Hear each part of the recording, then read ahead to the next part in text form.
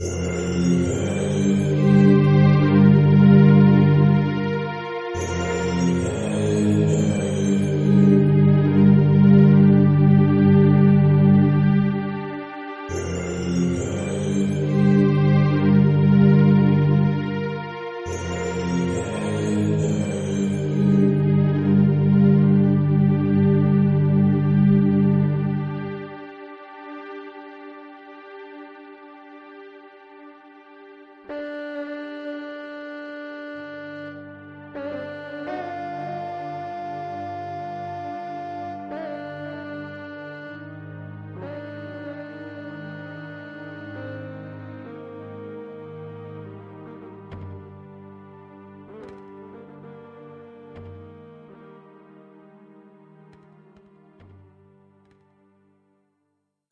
is going on, everybody? This is Drew here. I want to welcome you all to a brand new episode of Phoenix Down. This is Phoenix Down episode 100.4. Yeah, 4. And we are continuing our playthrough of The Legend of Zelda Ocarina of Time. Today I have with me Matt. Hello, guys. And yeah, last we left off, we had finished up the water temple. And we had to go to the well. Navi kept telling us we need to check out the well. And you can't get into the well as an adult. Because it's been locked off. It's been blocked off for years.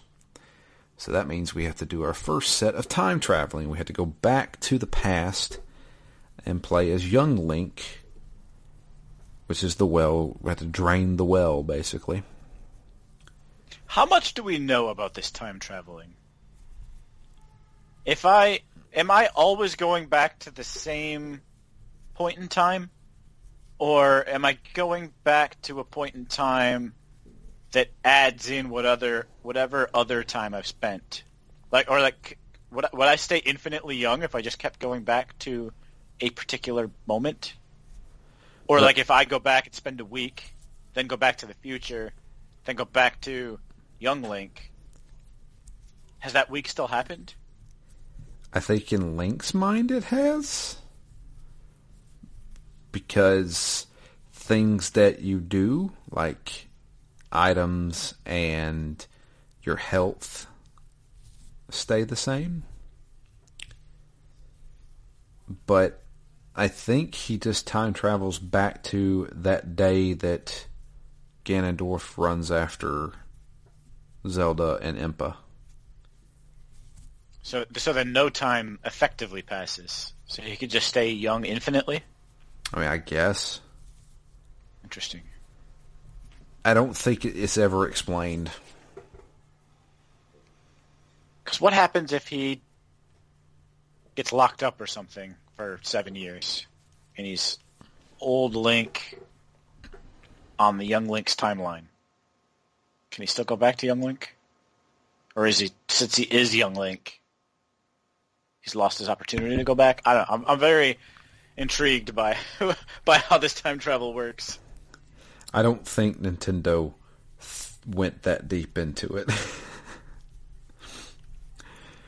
But, yeah, so we have to go back, play as young Link, drain the well by basically playing the Song of Storms. Which I had to get, which confused me a little bit, because I felt like maybe I was losing time. Because I had gotten the Song of Storms before. I'm 100% sure I had, but I didn't have it. And I'm pretty sure this was that day that I left the 3DS on and it died and the whole game ended, and I hadn't saved it in a little while. So I had to go back and reacquire the song before I could continue. Hmm. So you had to go. It felt a little bit like deja vu. You had to go back to adult Link, talk to the guy, learn the song, then go back as young Link. Yep. Because, see, all right, well, you want to talk about time stuff. Playing as adult Link, you talk to the guy, and he says there was a little boy who wrecked that stuff that day, and he's like, it was this song, and he teaches you the song. So, obviously, what we're about to do has already happened. Huh. Yeah, these loops, man, they get complicated. Yeah. And I was hoping that this was going to be some out of left field explanation, and I could hold it up like 12 Monkeys. Might not be my favorite time travel, rationale or set of rules, but the fact that it's so tight and so like different than kind of your standard time travel makes me love it. And I was hoping, but absolutely not expecting that here. But the fact that there's kind of large questions, I didn't know if they'd come up with some kind of out of left field, like hand wavy type of explanation, and it could ponder what it means for, perpetually trapped Link or eternally young Link. Right. Yeah, I don't know. But, yeah. So, we caused the windmill to go haywire by using the Song of Storms. It drains the well. And, now we can descend into the well. This is, once again, like another one of those little mini dungeons, kind of like the Ice Cavern. This one's a little bit more extensive. And has some of the key, like the dungeon, the dungeon details, like the compass and the map. Yeah. I will say this one sucks. I kind of hated this because this little mini dungeon is all based on the Lens of Truth, which is the item that you get in this area. And the Lens of Truth is used to basically see false things in the environment, particularly false walls, false floors, that kind of thing. And this is all about accidentally falling because you couldn't see that it would look like the floor, but it's actually not a floor, and you fall all the way down to the third floor and then had to climb all the way back up. This was annoying. So the Lens of Truth is a magic item that allows us to see the fake things in the world, but it also requires us to have magic. So our magic bar will slowly decrease as we are using this. I say this because of something that happens in the Shadow Temple. So we get the Lens of Truth that allows... interesting enemy that you fight right before you get it, with all the hands coming out of the floor. Oh, yeah. Right, there's that thing that like only comes out when you're trapped by the hand. Yeah. I don't know. The whole thing was a little strange because I'm like, it's like junior horror, and I'm a big fan of Goosebumps and any kind of mid-grade horror, so I kind of like this dungeon and the next dungeon a little bit for that sense. I'm like, oh, they've gone scary here, or they're Nintendo's version of scary. Right. But yeah. That's the perfect example, is that this is the horror themed dungeons, which leads us to the Shadow Temple. So after getting the Lens of Truth, we then return back to the future, as adult Link, go back to Kakariko Village, and we are met by Sheik, who tells us that or actually, no, the village is on fire, isn't it? Or under attack? I can't remember. And needless to say, the monster that has been locked up in the well has been released and has went to the Shadow Temple. Where is the Shadow Temple? Well, in the graveyard, of course. So we now, with our long shot, are able to reach the entrance to the Shadow Temple, and we proceed in.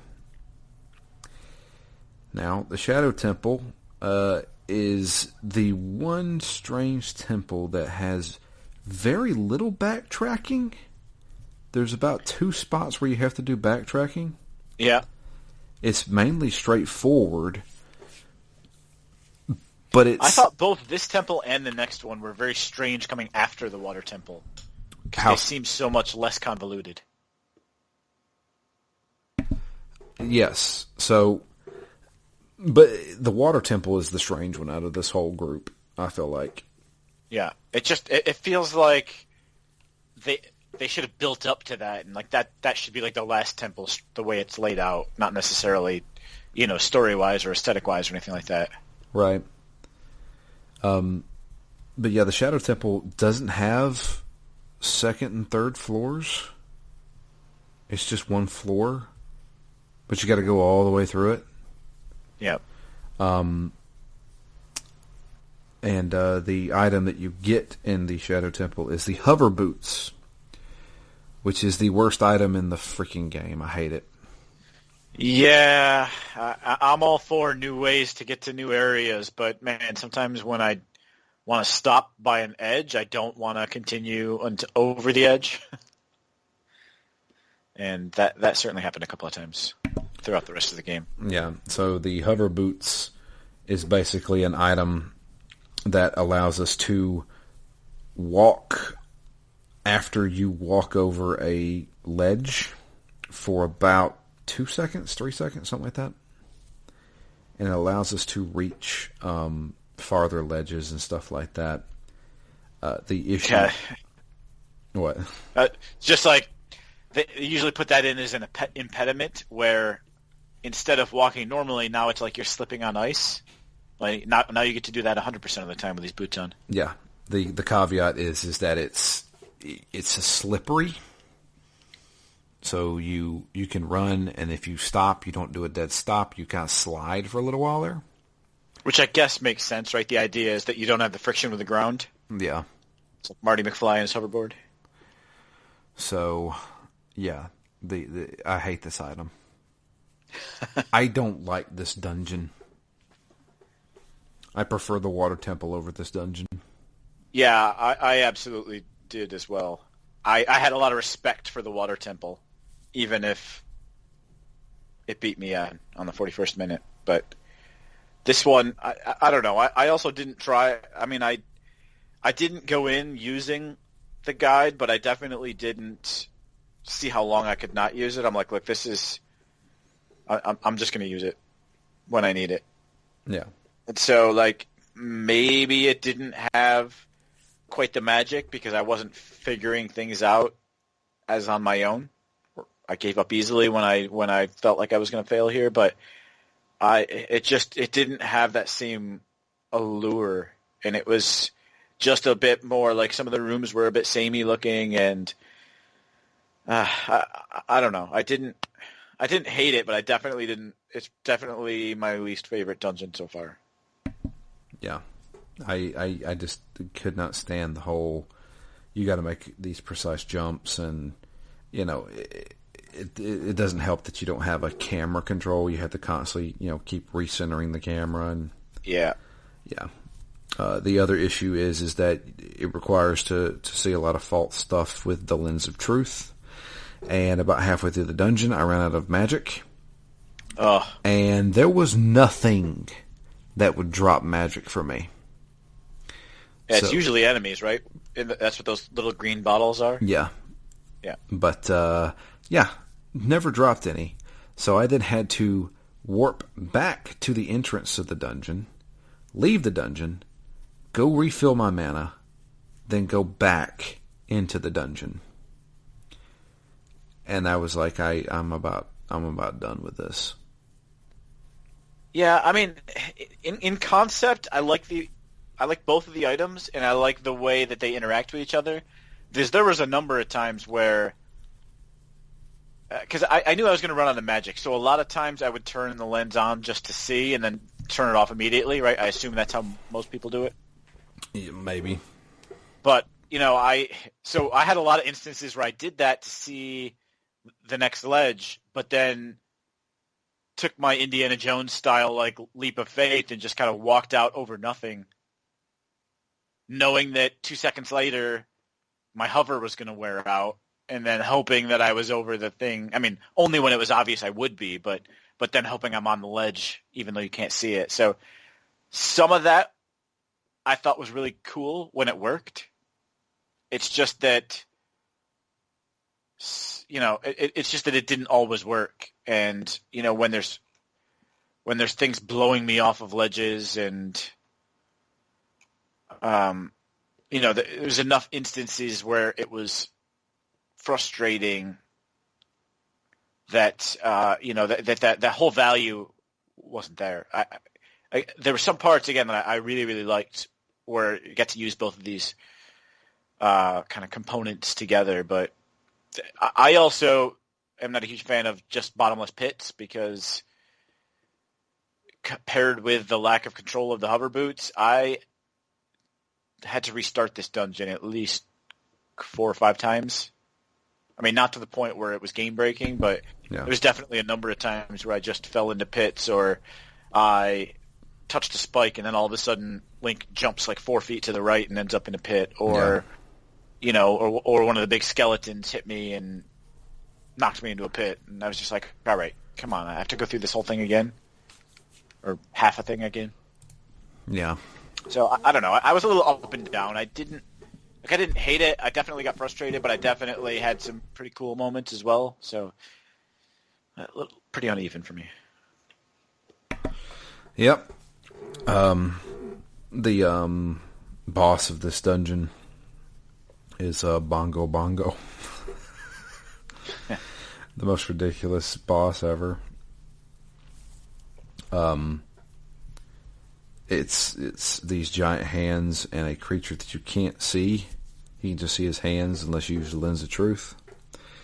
And you're on what is a giant drum, and he's constantly beating it. But it's actually a pretty easy boss fight.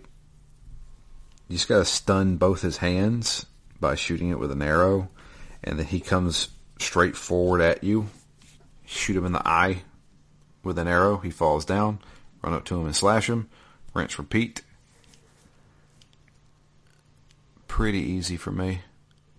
Yeah, I didn't think it was too hard, although at this point I was pretty low on life. So I actually spent a lot of time right before you go into the kind of the last section before the boss door.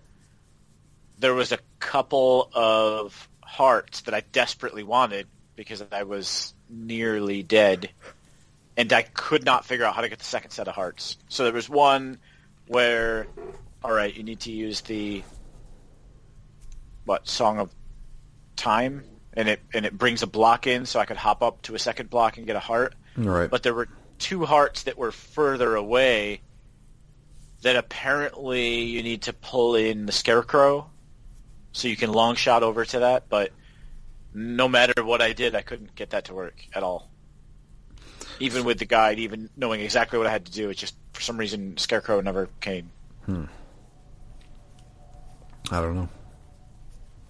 And this was coming right after, well, not long after that kind of my least favorite part of this level, which was where you have to use the boots and you have to position yourself in front of a fan so that you're sprinting sideways off the ledge and the fan's blowing you so that you have enough momentum to get over the bigger gap. Yep.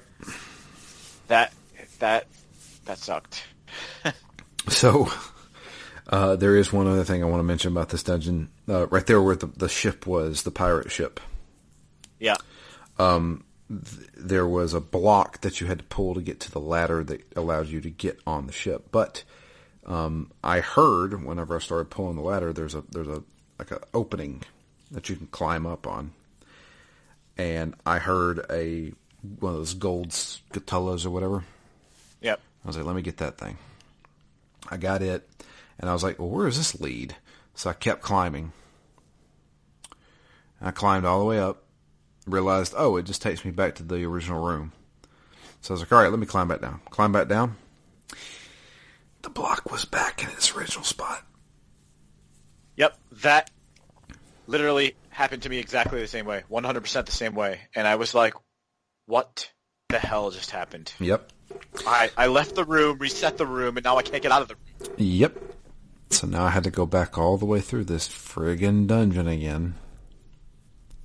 It also killed me because as I was stuck pondering how to get back down through the block, which obviously you can't, you can see that there's some things on the outside of the bars, and I never was able to get that. I don't know if it was a chest or if it was some hearts. It was something that I wanted that I couldn't get because maybe I could have jumped off the ship and gotten it, but I don't know. That whole part, I was like, I thought I was doing what they wanted me to do, but then since it won't let me back through, I guess this wasn't the intent.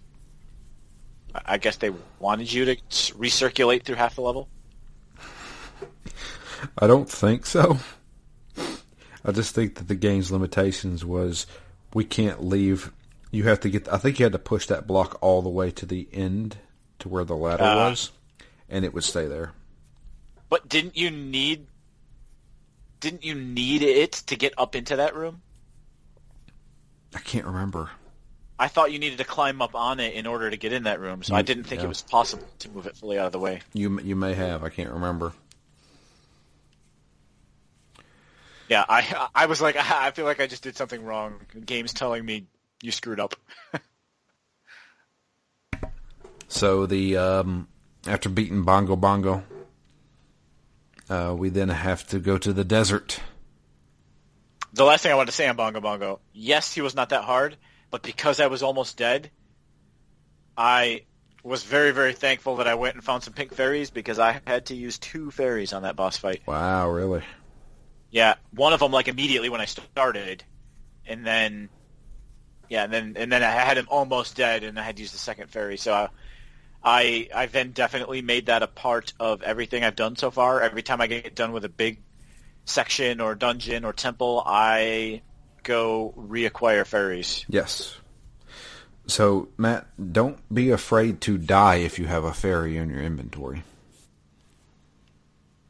Yep, that's what I did. Don't worry, I was not afraid. I died boldly. Okay, I didn't know if you were like I didn't use it or something. Okay, I thought you pulled it out of the bottle and let it heal you.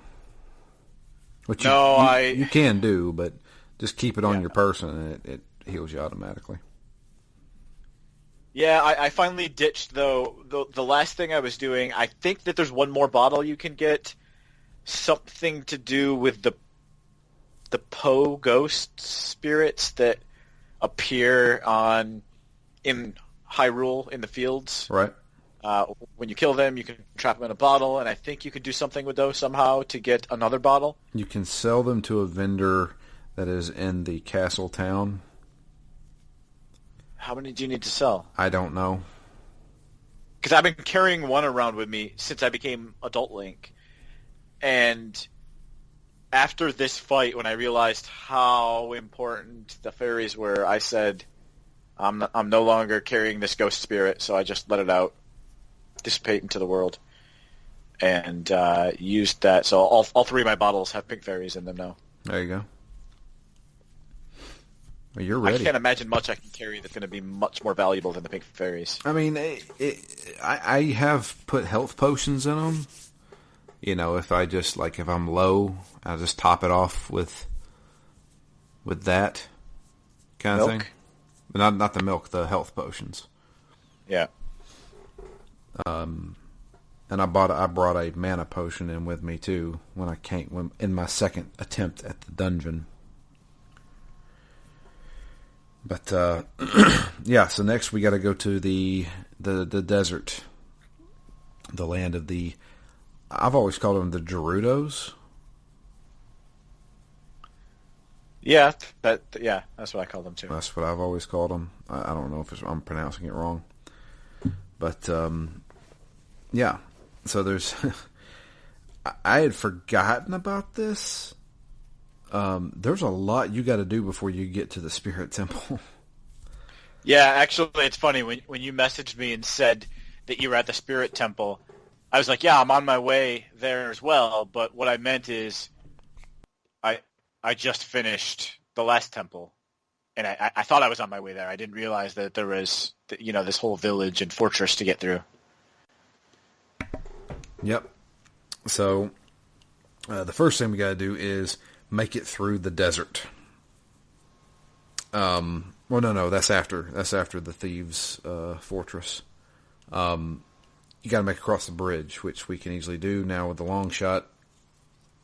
And in doing so, we run into this fortress that is ran by the Gerudos, which is a all-female race.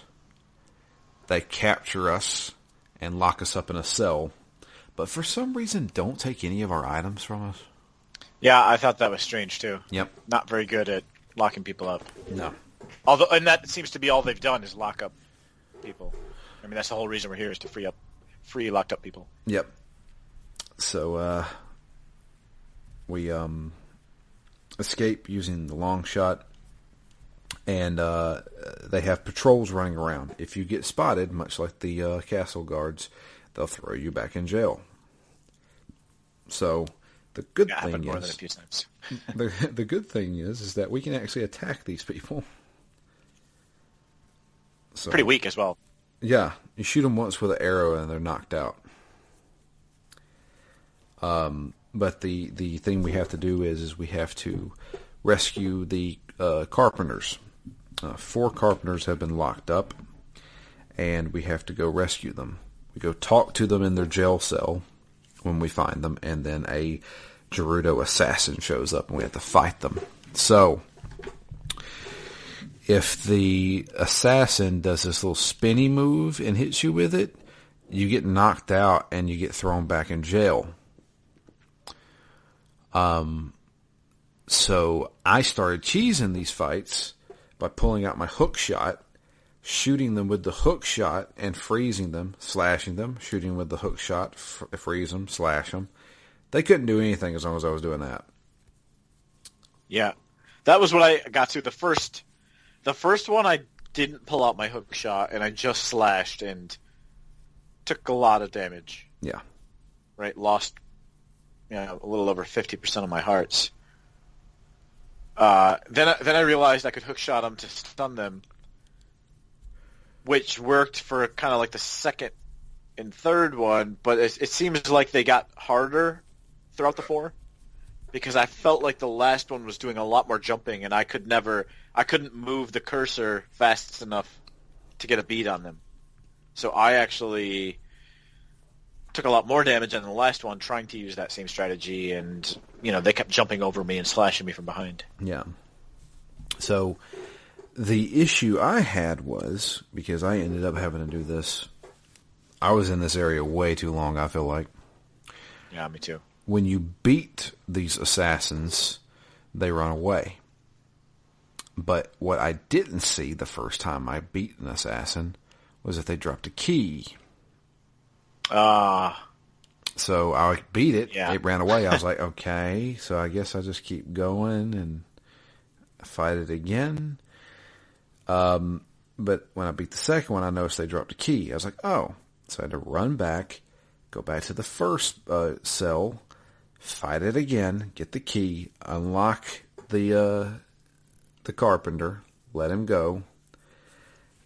And then... Wait, you had to fight it again? Yeah, I had to fight it again. The key was not there once I left that room.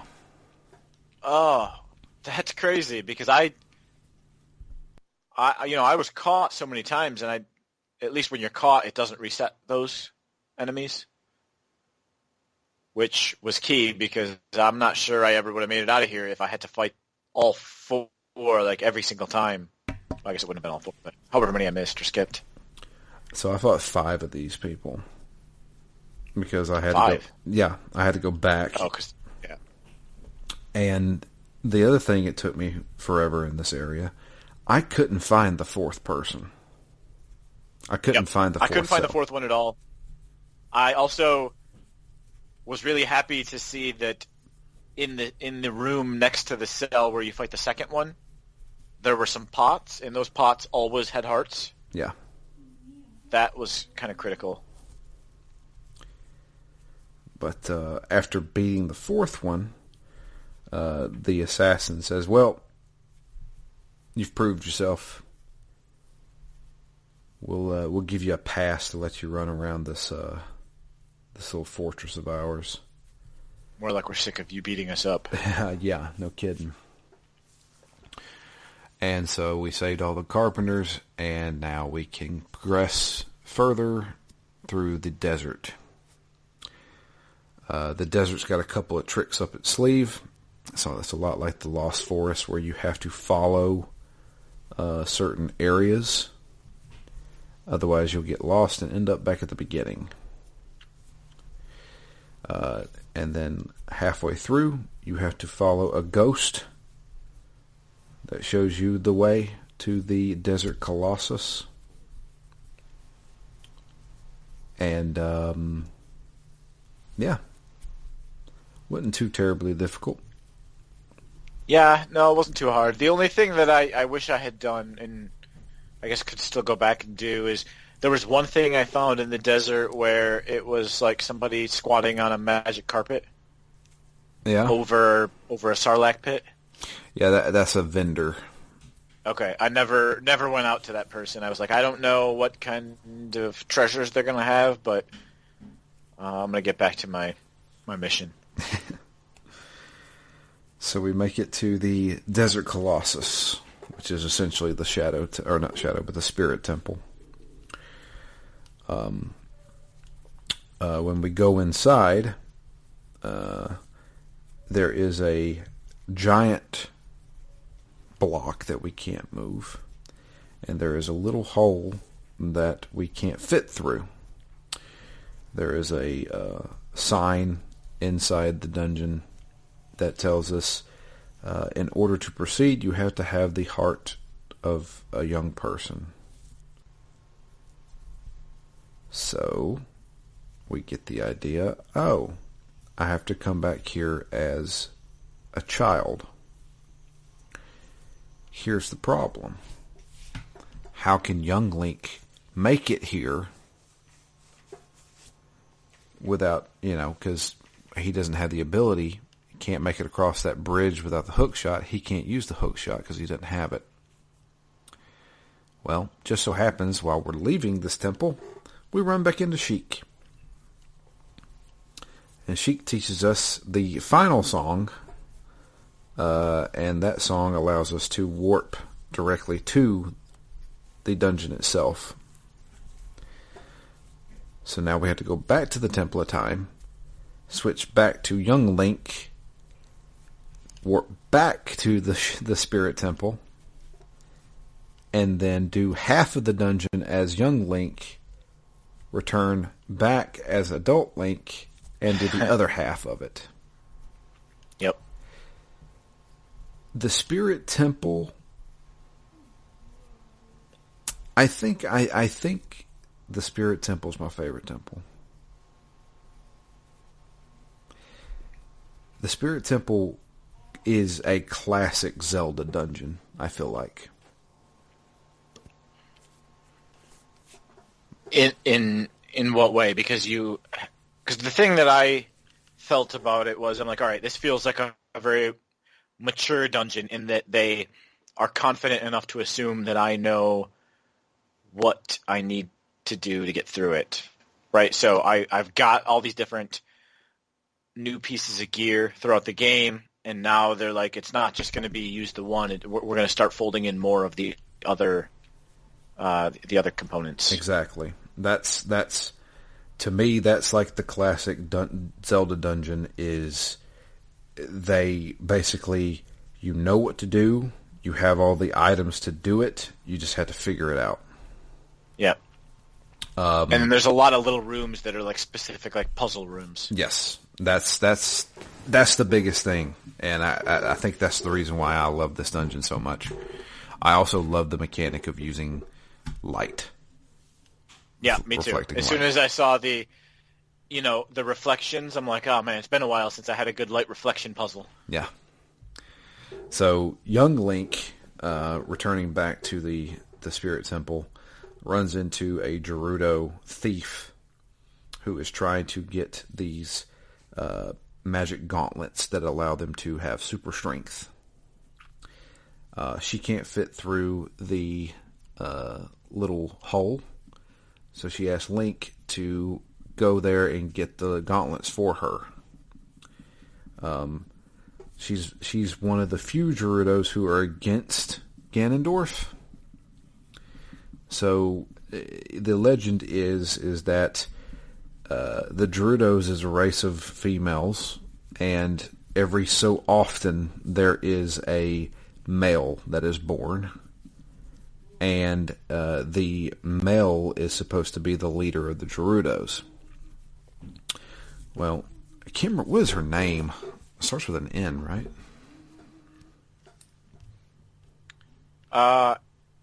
It's not Nairu, is it? It's something. Yeah, well, either way, doesn't matter. But yeah, so she's definitely against Ganondorf. Nabooru. It's Nabooru. And so she commissions Link to go get the gauntlets for her. It's a lot of faith that he's not just going to take them for himself. Well, yeah, that's what I was thinking I was going to do. As soon as I got him, I was just going to warp back to the warp back and change to Adult Link and say, all right, let's get leave her there waiting. Yeah, let's get this dungeon over with. But yeah, you go through pretty much half of this dungeon as young Link, and then return as Adult Link now that you have the item. But there's 2 items in this dungeon. Not only do you have to get the gauntlets, you have to get the mirror shield, which I think is one of the coolest items in the game. Yep. So I wish you did a little bit. Well, I guess there's still more game to play, but I wish you did a little bit more with it. Yeah. Or got it earlier so that you had more time to use it. Or maybe there's things earlier in the game that I missed that I couldn't do that I now can do with the shield. So there is.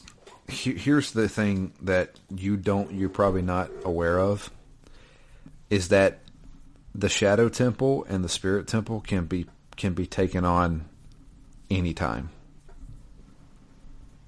So after the Water Temple, you can basically choose where to go. Yep. The game because you need the long shot, right? Yeah. So the game kind of points you toward the Shadow Temple first, but you can totally do the Spirit Temple first if you want to. But yeah, so the only thing I can think of to talk about in this dungeon is the monsters known as the Anubis, which are the monsters that shoot fire at you, but they also copy where you move. And you have to lead them to a ring of fire that burns them and kills them. But there's another way of beating them.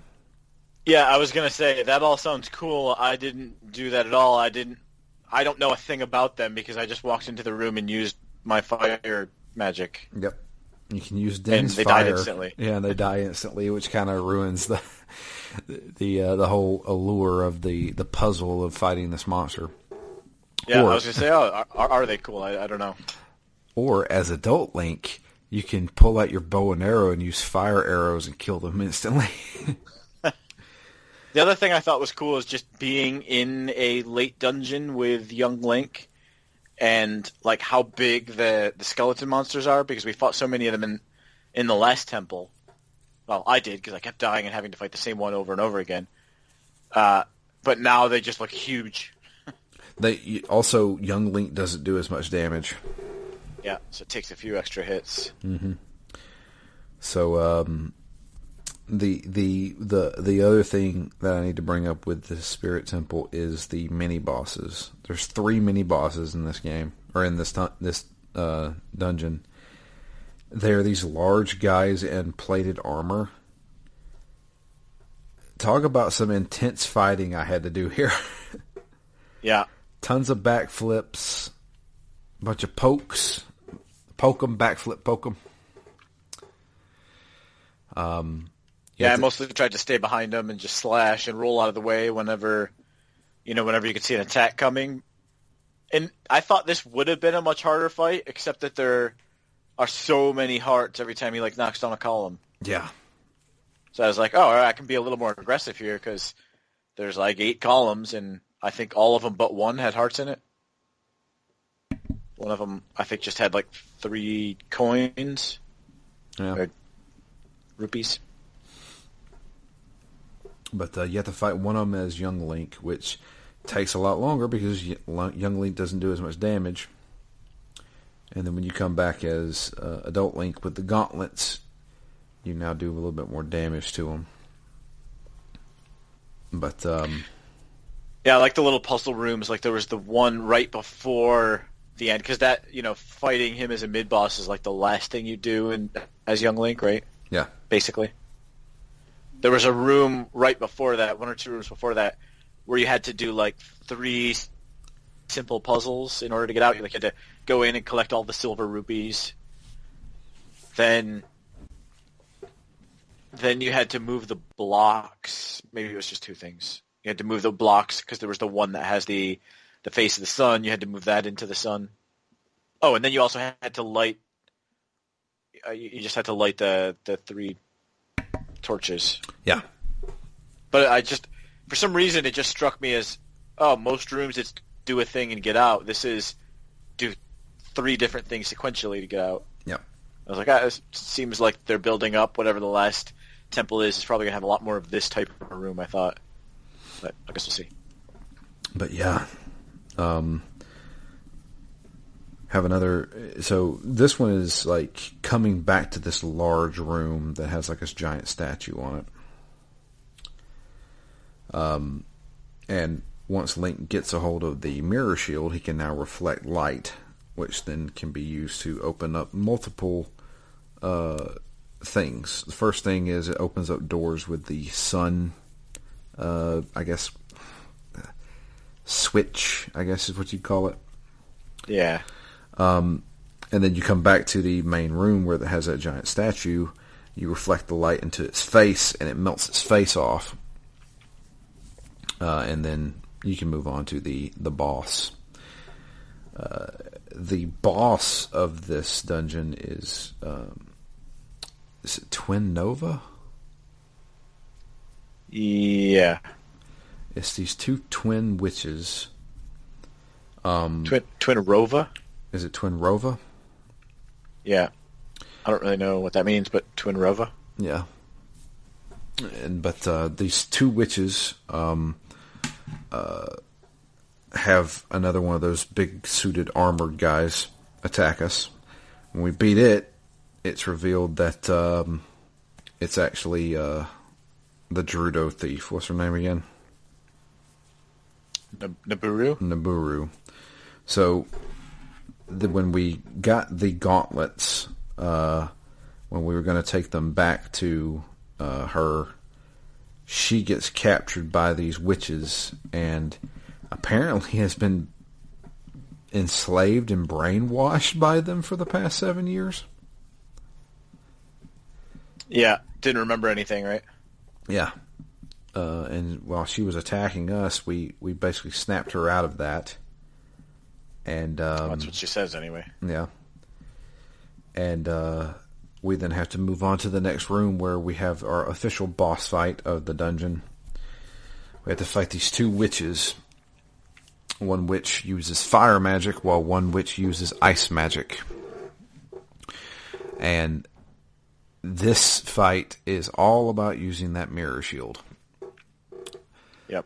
So the first part is they're separate, flying around, and one of them will shoot fire or ice at you.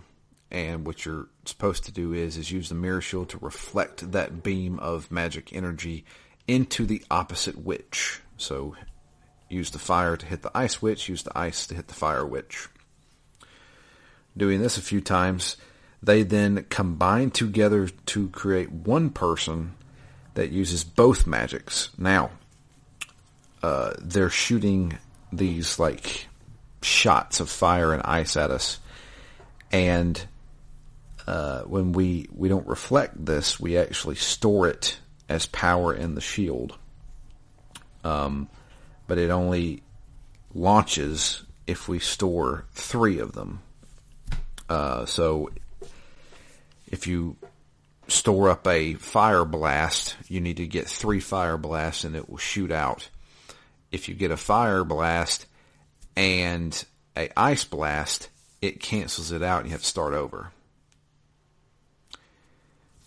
Yeah, I kind of thought this fight would be a little bit longer because you basically do it 3 times, right? The first 2 times it's they just shoot 3, you reflect it and hit them. Then they shoot the other 3, you reflect it and hit them. And I was like, all right, well, I know what's coming next is alternating. And they do that for the 3rd round, but I was expecting something else to happen, like a target to appear, and you need to hit one target with ice, one target with fire. But I was a little surprised when it kind of ended after just that third round. Yeah. The bosses don't get overly complicated in this game. Which I think is a good thing. I think it's a good thing. But it's kind of like, all right, you figured it out. Now let's move on to something else. So it's not even required like crazy dexterity or anything like that. It's mostly just have you figured out how to beat them or not. Yeah. So yeah. After hitting them with the blast, we can run over there and stab them a couple times, then retreat back and do it again. After beating these bosses, we get a really dumb cutscene.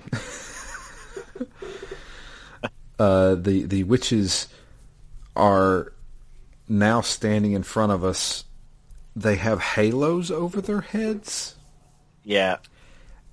And they notice that they're dead. And after a minute. Yeah, after about a minute. And they're like, "Oh, I'm only 400 years old. I'm too young to die." And they're bickering between each other, basically saying that I'm younger than you. It's like, we're twins, idiot. You can't be younger than me. And as they float off to, I guess, heaven. I don't know why evil witches would be going to heaven. Yeah. Yeah, grab the heart piece, go back to the Chamber of Sages, and we have officially got all the sages. We have now the power of all of them. Captain Planet style. That's right. Ready to go. Excuse me. Had to sneeze there. But, yeah. The head sage tells us that we have the power now to face Ganondorf. So, we return back to Hyrule, and now it's off to the castle. And that's where I saved. Yep, me too. So the next one dungeon left. The next thing we do is Ganondorf's castle. He's taken over Hyrule Castle for his own. So get ready, Matt. Uh-oh. Because I don't think this is overly difficult, but you kind of hinted at it, not knowing, but you kind of hinted at it with the Spirit Temple that they're making you use other items that you've acquired. This dungeon will make you use everything. Yeah, there's a nice progression there for sure, but in the other than maybe the Water Temple being slightly out of line as far as complexity, I say that, but as far as item usage, maybe it's right where it should be. Yeah. It's maybe a little more convoluted than some of the others, but it really does seem like the last two have amped up almost the puzzle aspect of it with matching the right item with the right room, or the right part of the room, which is kind of cool. It's it's like, all right, now classes are over. Now it's time for the tests. Yep. Yeah, this is definitely the big one. So we do have an email. It comes in from Dustin. It's titled Power, Wisdom, and Courage. It says, what's up? how did you boys do? So we have a choice which dungeon to conquer next. I went with the Shadow Temple, and I realized I don't remember much about this temple at all, except the boss, and it relies heavily on the Lens of Truth. I actually didn't have much trouble with this dungeon, but found a couple of the puzzles clever. I don't recall the giant ship at all in the original game, so I need to watch a playthrough, a video of it. I didn't have any problems managing magic since I have the full magic bar from visiting the fairy fountain on Death Mountain as an adult. I did go do that as well, just... I did not. One of my detours. I did not. Also, I tap it on and off after I take a quick look. I rarely have it on for a long amount of time. After finishing that up, I headed to Gerudo Fortress, jammed out with the best song in the game. Only got caught a few times, but made it through fine, and went into the Spirit Temple, which I remember as my favorite dungeon and toughest dungeon when I was a kid, and proved just as tough as an adult in Master Quest mode. I spent a couple of playthroughs on this dungeon since I refused to take a guide, and some of those switches and hidden chests were tough to find. And switching between Adult Link and Young Link takes a while when you're trying to figure out what to do next, but I did conquer it and beat one of my favorite bosses in the game. I played ahead a little bit, so I'm ready for the final boss, but I'll save that for my next email. I also think I'll rank my favorite Zelda games in my next email, since I've played and beat them all except for the CDI games, but those don't count. Dustin. So I'm really curious to hear that ranking, because so far this has been a really positive experience. I think it's one of those games that I wish I had more nostalgia for, and there's other ones like A Link Between Worlds that I could play and not be 20 years late to it. That's true. So I'm eager to try out another one pretty quickly, just now that I have some semblance of what the formula is, and and how to kind of gauge expectations around the dungeons and temples, and how to play Zelda. Other than Breath of the Wild didn't really feel like this, but maybe I just didn't make it far enough in that game to pick up that rhythm. Breath of the Wild is definitely a different type of game. Yeah, it seemed pretty clearly the way it's laid out. It's still, I still say it's a Zelda game, but it is played very differently. And that's one, aside from the Wii one, the oh gosh, what's it called? Skyward Twilight Sword. Princess? No, Skyward Sword. Aside from Skyward Sword, that's the only Zelda game I've never finished is Breath of the Wild. I'll try and come up with a ranking for mine too, because that seems like a very interesting one to talk. Are you including like Game Boy ones? Oh God, yeah. Am I including? Are you asking? Am I including Link's Awakening? Because Link's Awakening is up there, dude. Or like Oracle of the Ages, or Oracle of Seasons. Oracle of Seasons. Yeah, that's another good one. Oracle of Ages and Oracle of Seasons. I bought both those games. Played them thoroughly. I also was a pretty big fan of the Minish Cap. Mm-hmm. The ones I didn't get into were the DS ones. The Spirit Tracks and the Phantom Hourglass, because of the way they controlled. You controlled Link with the stylus on the bottom screen, and I hated that. Yeah, it's a little strange. It's the reason why I hated, or I didn't hate, but I never got very far into Skyward Sword, was because I hated the way it controlled. Stop messing with my Zelda games like that. You know what I mean? Stop innovating. I just want what I like. It's not about innovation. There's a reason why they don't have motion controls anymore. Yeah. I just like it because it was poorly implemented. It was bad. I hated it, absolutely hated it. But it's just like I don't know. We can't forget about Link to the Past, which I mean is controversial to say that I prefer Ocarina of Time over Link to the Past. Is that controversial?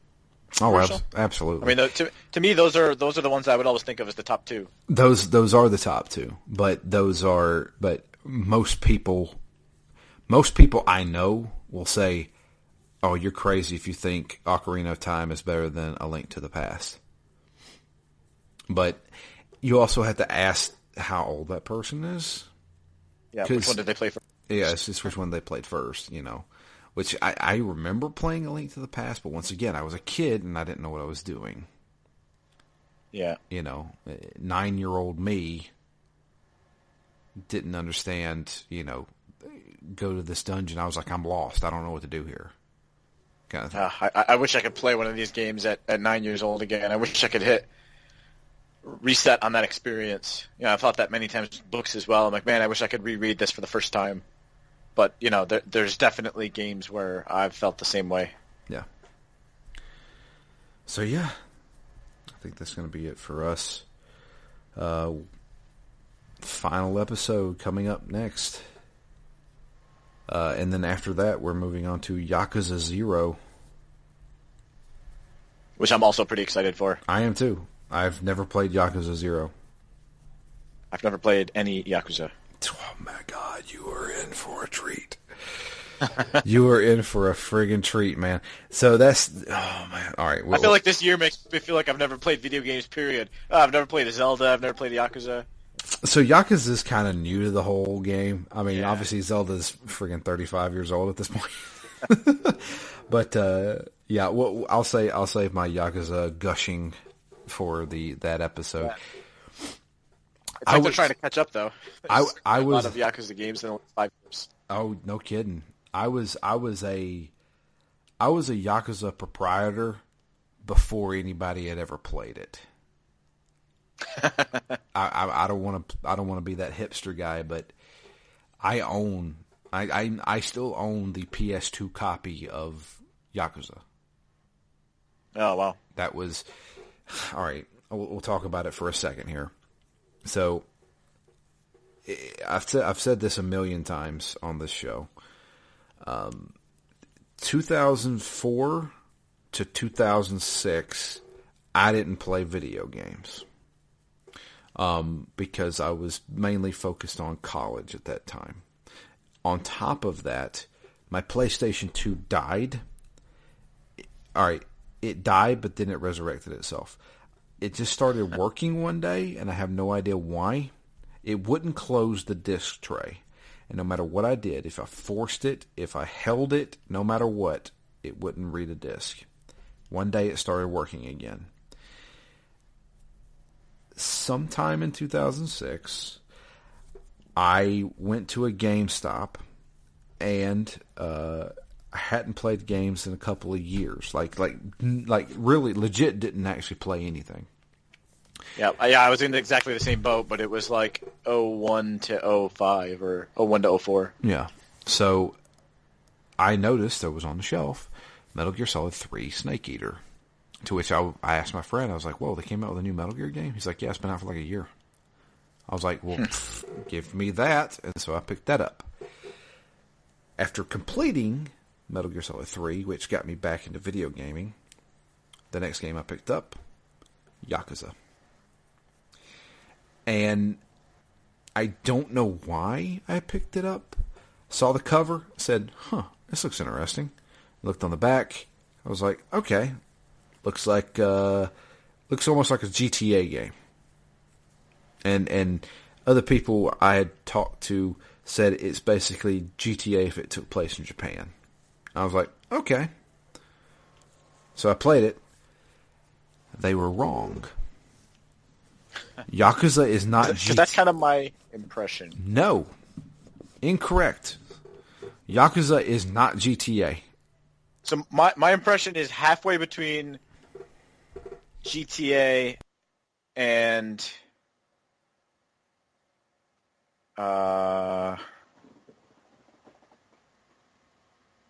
crap, some other game, the one that we played. That we played for Phoenix Down? Yep.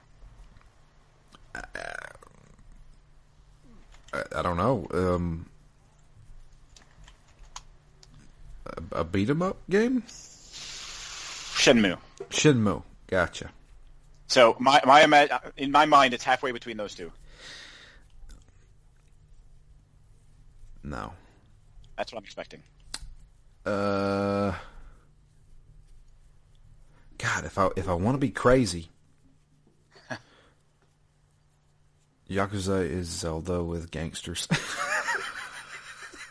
All right. Everything, we're playing Zelda now. Everything is Zelda. Okay, no, I don't want to say it like that. It is a semi-open world, Okay. but it's not one of those things where you make your own fun by going places and doing things. It's definitely story focused. Yakuza is a story driven game, hardcore. But there are so many side missions that you can do, and the side missions is where that game shines. Because the side missions are absolutely ridiculous. So while you have this stone cold killer, Kazuma Kiryu is the ultimate badass. He gets in the most ridiculous situations you'd ever see in your life. The game is not afraid to make fun of itself. It's not afraid to say, hey, this is a video game. And Kazuma is like one of the most likable characters ever because he's always serious, dead serious. But then next moment, he's doing karaoke. And it's the most ridiculous thing ever. But the star of Yakuza is Majima. Who is kind of like the anti-hero. He's a bad guy sometimes. He's a good guy sometimes. He is the Deadpool of Yakuza. Okay. And the most compelling part of the original PlayStation 2 version of Yakuza was that it was all voice acted in English. The man playing Majima, the crazy guy who could be a good guy or a bad guy, Mark Hamill. Oh, no way. And he hams it up. I mean, hardcore. And it is hilarious. And I was like, this is amazing. This is like, I fell in love with Yakuza. And I told everybody that I met, have you played Yakuza? And nobody has ever heard of this game. And I'm like, please, you need to play Yakuza. And then Yakuza 2 came out, and I said, day one, sucker. Bought it. Yakuza 3, day one. Bought it. I fell in love with it. I've played Yakuza 1, 2, 3, and 4. I have never played 5, haven't played 6, and obviously I haven't played Like a Dragon. Which, from what I understand, you can pick up Like a Dragon and not have to worry about anything that happened in the original Yakuza series. It's a lot of history to throw away, but I guess it makes sense at some point. You need to have somewhere for new people to come on. Well, yeah, I mean it's a whole different character, different time. Yeah. Yeah, I mean I think it takes place a couple years after 6 happens. So it's a different guy.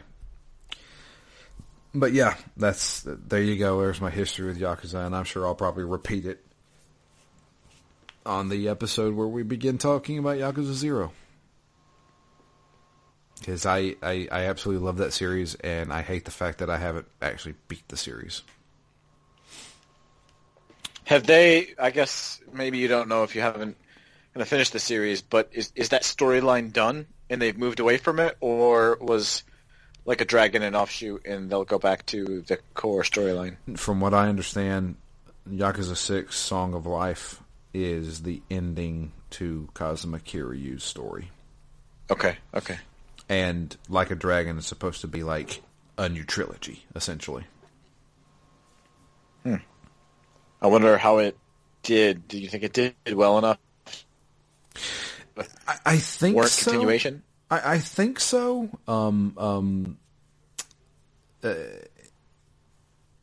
While Yakuza has gained popularity in North America, and even like in Europe and stuff like that, it's still its target audience is Japan.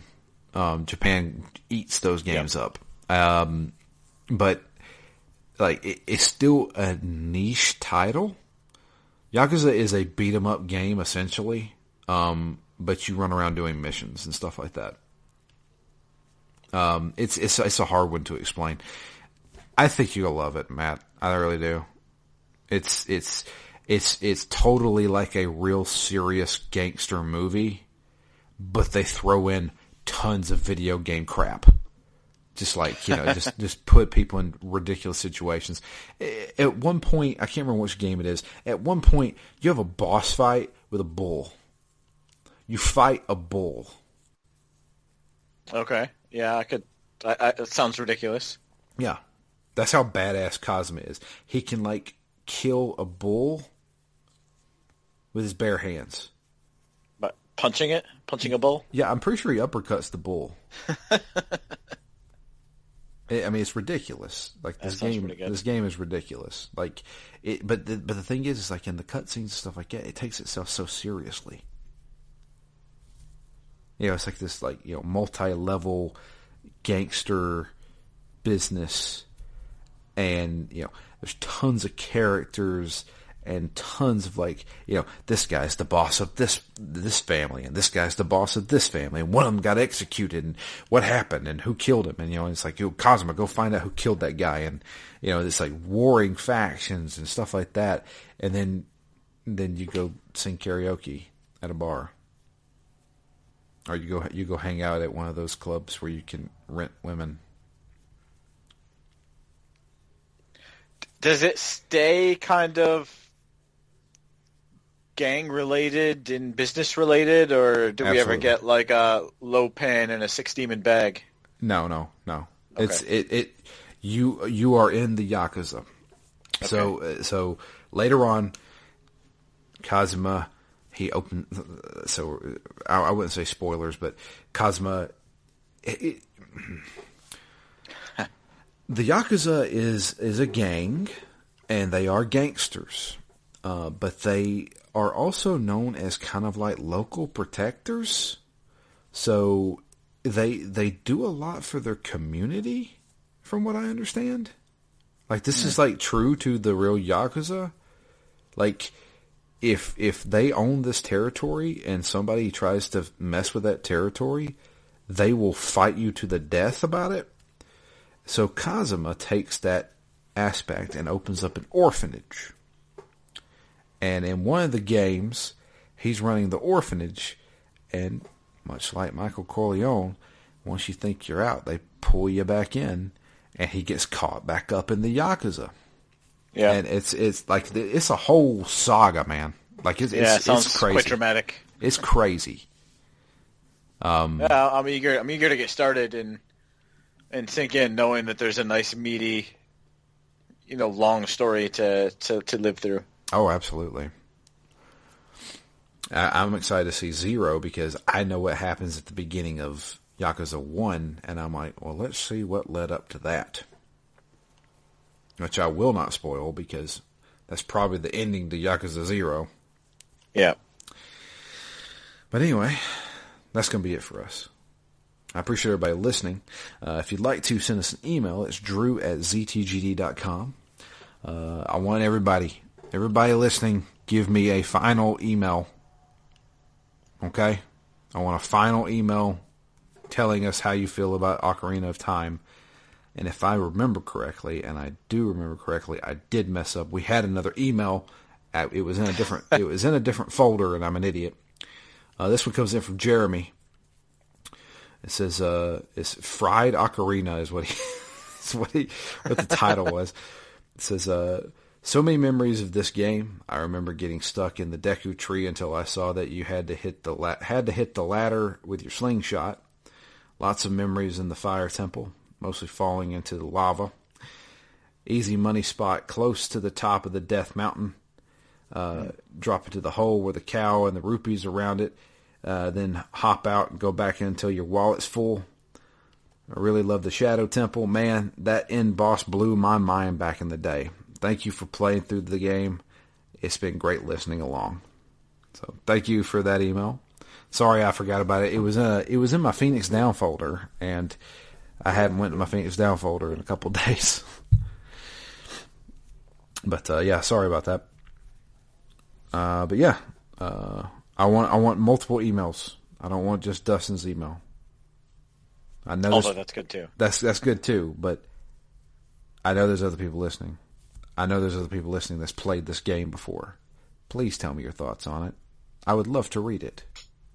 Yeah, one last hurrah before we get to Yakuza. There you go. The year of Yakuza. The year of Yakuza. But yeah, you can also tweet to us. I am at Drew Leachman. Matt is at REMGS, and the podcast itself is at ZTGD Phoenix Down. But that's it for us.